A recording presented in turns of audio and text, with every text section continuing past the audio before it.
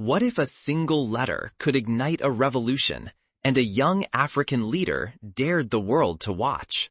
In secret, a confidential letter traveled from Israel to Burkina Faso. Its contents, more than $1 billion on the table, offered in exchange for political obedience. This was meant to be just another silent transaction hidden in the shadows of global power plays. The world had no choice but to respond. Across Africa, people rallied behind Traoré's defiance.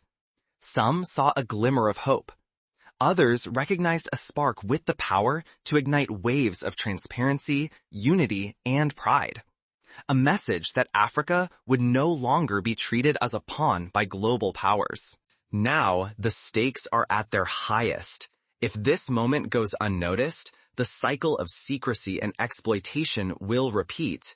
But if embraced, we could witness the birth of a new era where leaders stand tall and dignity is valued above dollars. But 34-year-old Ibrahim Traore, Burkina Faso's bold new leader, broke the silence. He refused to sign. Instead, he revealed everything. Standing before his nation and the watching world, Traore declared, "Africa is not for sale." With those words, he rejected a billion-dollar deal and shattered decades of quiet, backroom bargains.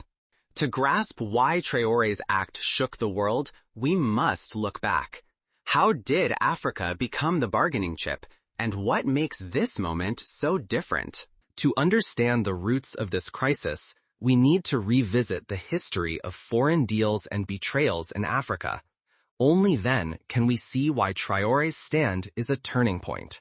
For generations, Africa's loyalty was quietly auctioned off, traded for aid and fleeting favors in rooms far from public view.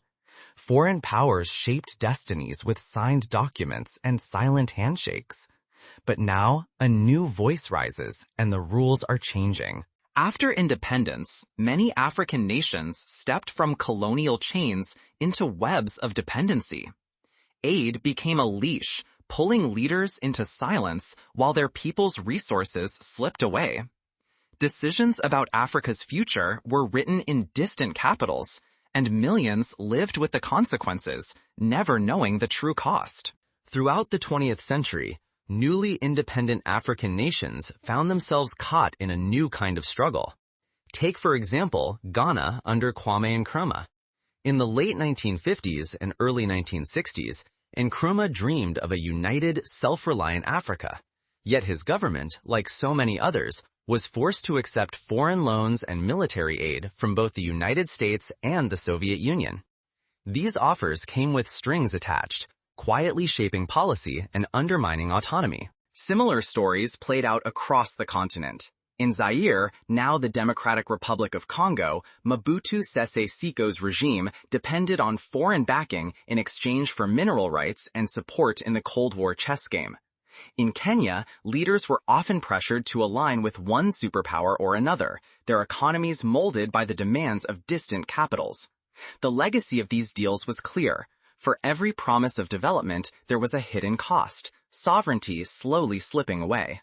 Yet in the heart of West Africa, a different current now runs.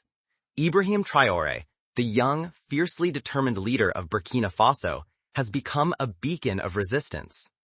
Instead of following the old playbook, Traore has cut military ties with former colonial powers, reclaimed gold mines for his people, and lifted Burkina Faso's economy by billions before celebrating his 35th birthday. For example, Traore's government renegotiated contracts with multinational mining companies, ensuring that a larger share of gold profits went directly to the Burkinabe treasury.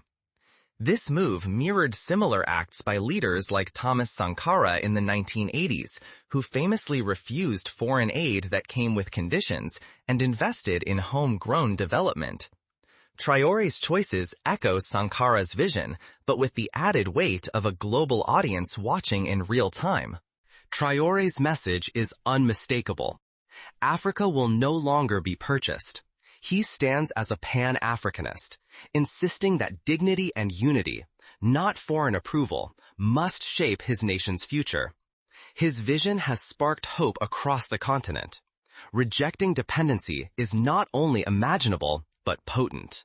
The stakes could not be higher.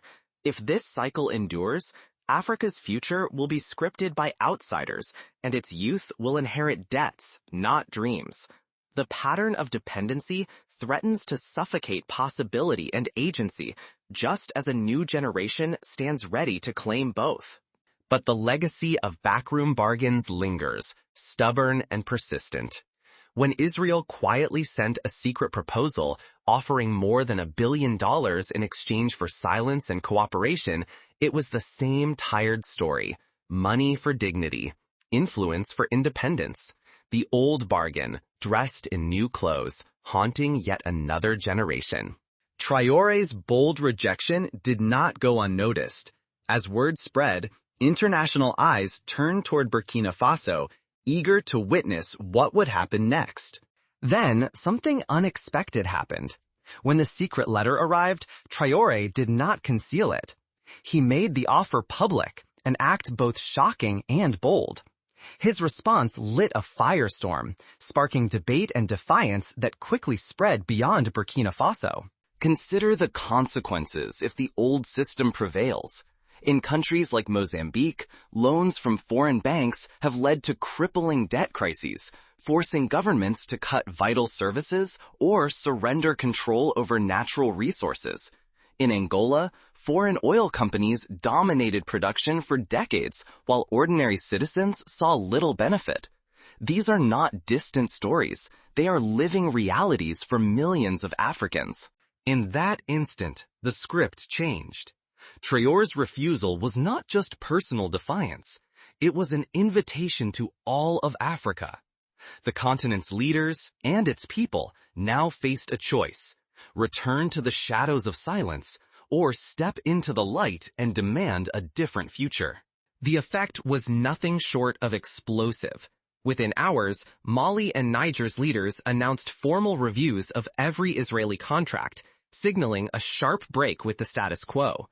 Chad's government went further, recalling its ambassador from Tel Aviv, delivering a pointed diplomatic slap. In distant South Africa, lawmakers rose in parliament to applaud Traore's stand, urging their own president to follow his example. Ibrahim Traore did not hide the letter. Instead, he raised it high before the cameras, inviting the world to witness what lay beneath the surface of diplomacy.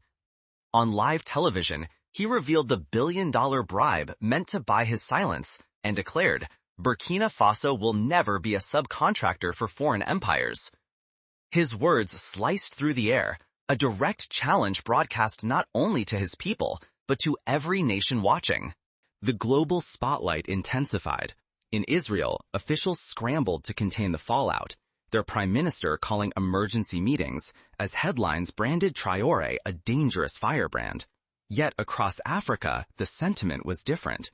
Here was a leader refusing to sell his people short, daring others to do the same. But the wave surged far beyond parliaments. Overnight, artists painted murals of the exposed letter, bold red X's, and the phrase, "Africa is not for sale," splashed across city walls. In squares and online, protest songs set Traore's speech to music, echoing from Dakar to Accra. Hashtags blazed across feeds as millions rallied around a shared sense of pride and purpose. The aftershocks of Traore's public stand did not stop at the headlines. They began to unravel the old rules of power across the continent. Yet, as crowds swelled and the world's gaze sharpened, new threats began to gather. Traore's defiance had set events in motion that could not be undone. Pundits warned of ripple effects. Would Traore's defiance ignite true change across the continent, or provoke a backlash that isolated reformers and fortified old powers? No one could say. But one truth was undeniable. The old order had been broken. A new era of African self-determination was beginning to unfold, and the world could not look away. Young Africans and the rising middle class have found fresh hope.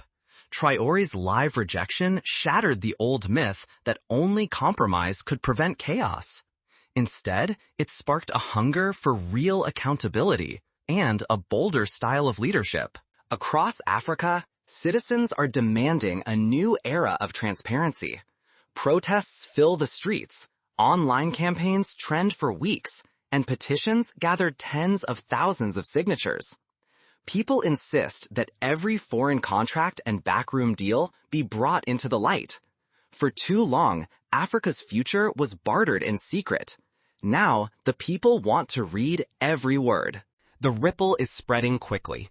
In countries like Nigeria, Kenya, and Senegal, citizens draft open letters and demand explanations from their leaders about foreign investments.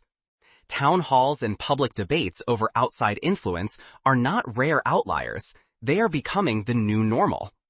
Traore's choice is no longer just a dramatic headline. It is a blueprint for nations seeking to reclaim their destiny. For the first time in a generation, African leaders are rallying around a principle greater than any single country. They champion dignity over dependency. This growing unity signals a clear message.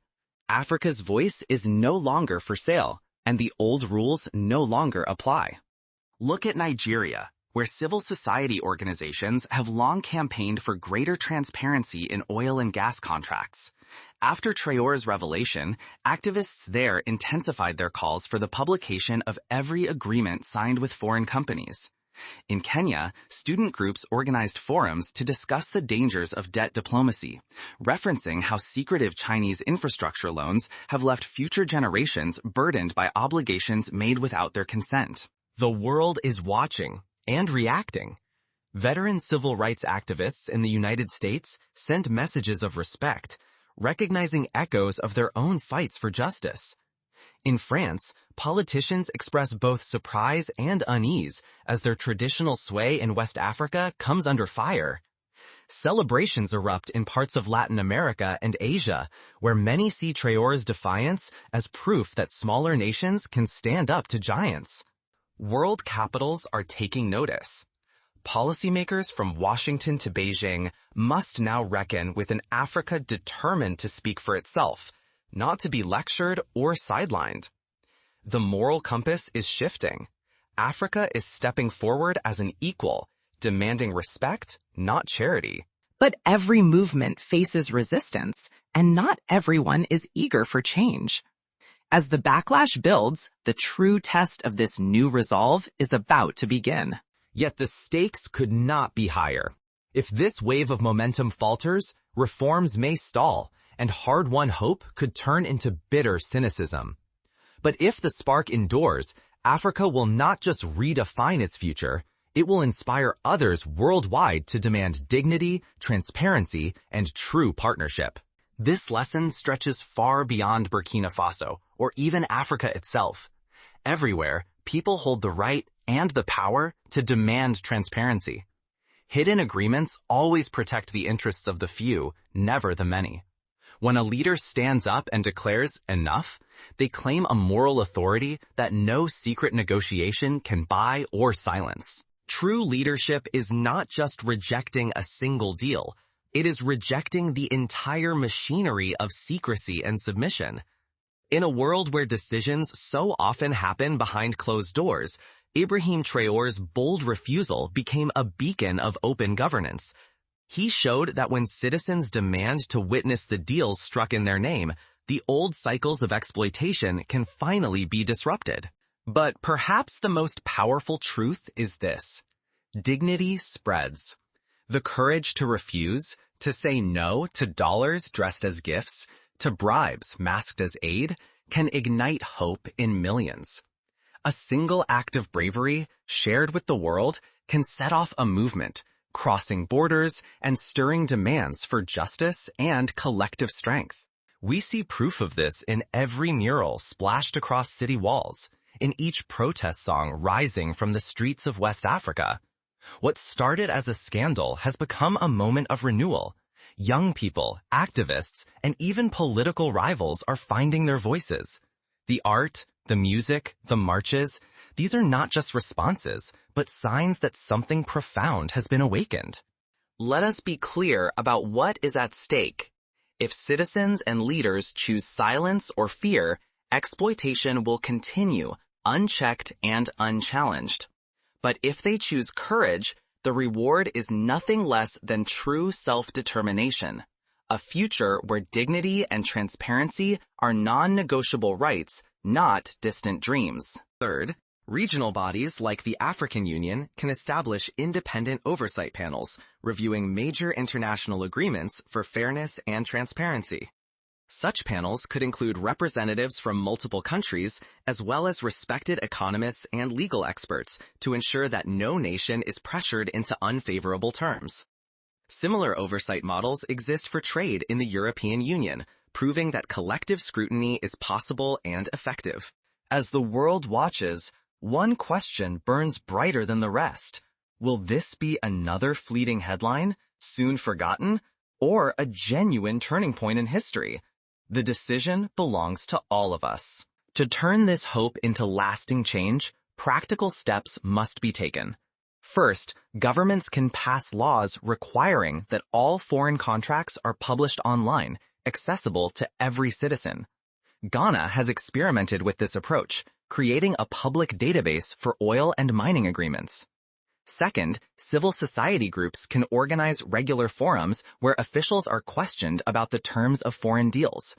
In Senegal, journalists and activists have teamed up to review government contracts and inform the public.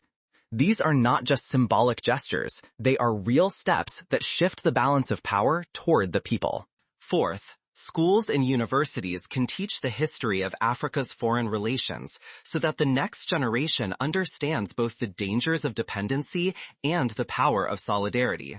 When young people know the stories of past betrayals and modern resistance, they are better equipped to defend their nation's interests. Imagine a generation that grew up inspired not only by the courage of Traore, but also by the lessons of Nkrumah, Sankara, Mandela, and other giants of African independence. Dignity is not a commodity. It cannot be bought, not in Burkina Faso, nor anywhere else. The future belongs to those who refuse to be silent. The shockwaves of Traoré's decision are still spreading, challenging old alliances and forcing the world to confront uncomfortable truths. What comes next will test not only leaders, but every citizen who dares to imagine a different future. This is more than the story of one leader turning down a secret offer. It is an urgent call to all who dream of a world built on self-respect and truth. When Ibrahim Traore stood before his people and rejected an offer worth billions, he did not just speak for his country. He spoke for every nation tired of being treated as a pawn. Transparency demands courage. Silence, however, demands a far greater price. Each time a leader chooses secret bargains over public trust, ordinary people surrender their power. But when the truth is exposed, when the deal is rejected openly, something fundamental shifts. The old order begins to crumble. Will you join the wave for dignity and transparency, or will another generation pay the cost of silence? What comes next is not in the hands of politicians or diplomats. It rests with you. Every voice counts. Remaining silent keeps the old systems intact. Speaking up shapes what is to come. Your voice, your future are on the line. Across Africa, millions recognize themselves in Traore's stance. They saw that dignity is never granted by foreign powers or traded for promises of easy wealth. Dignity must be seized, proudly, together, in full view of the world. In that moment, the balance of moral authority tipped, not only for Burkina Faso, but for an entire continent. This is not just a dream. With every letter revealed, every song sung, every law passed for transparency, we move closer to that world. It is up to all of us, Africans and allies, youth and elders, leaders and citizens, to decide whether this spark will die out or ignite a lasting blaze. Each of us can take action. Share Traore's story. Ask your leaders for transparency. Support local journalists and activists. Teach your children about those who refuse to sell their dignity. As the dust settles, imagine a future where African nations negotiate as equals, where their voices are heard in every global forum, where their resources build schools and hospitals for their own children, not for the profit of distant shareholders. Imagine a world where dignity is the norm, not the exception. So as the cameras fade and the headlines move on, remember this moment. Remember the courage it took to lift a letter into the light. Remember the millions who found hope in that simple, defiant act. History is full of moments that seemed small at first, yet changed the world. The fall of the Berlin Wall began with a press conference and a handful of protesters. The end of apartheid was pushed forward by countless acts of defiance, big and small. The civil rights movement in the United States was built not only by leaders, but by ordinary people who refused to accept injustice. Traore's letter may be the beginning of such a moment for Africa and for all who crave justice. The next move is yours. Will you choose silence, or will you help carry the spark forward until the fire of dignity and transparency burns too bright to ever be hidden again?